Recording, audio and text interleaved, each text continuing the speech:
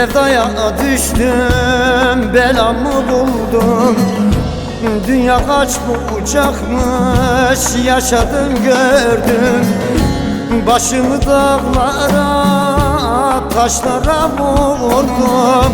Yıkıldım kardeş, yıkıldım kardeş. Bir lokma ekmeğe bak muhtaç oldum. Yıkıldım kardeş, yıkıldım kardeş. Ayrılık öyle zor, ölümden acı. Kim olsa yerinde dayanmaz gücüm. Bu nasıl bir acı, bu nasıl sancı. Yıkıldım kardeş, yıkıldım kardeş. Bu nasıl bir acı, bu nasıl sancı.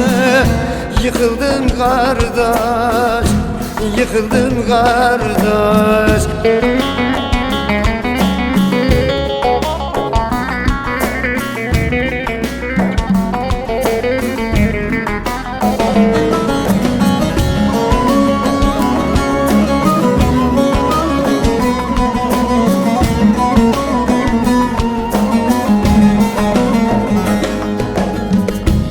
Anıma yazılmış bu kara yazı, alt üst etti bütün hayatımızı.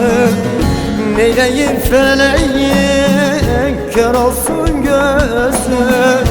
Yıkıldım kardeş, yıkıldım kardeş. Neyleyim feleğin, kör olsun gözü. Yıkıldım kardeş, yıkıldım kardeş. Ayrılık öyle zor, ölümden acı. Kim olsa yerinde dayanmaz gücüm. Bu nasıl bir acı, bu nasıl sancı. Yıkıldım kardeş, yıkıldım kardeş. Bu nasıl bir acı, bu nasıl sancı. Yıkıldım kardeş, yıkıldım kardeş.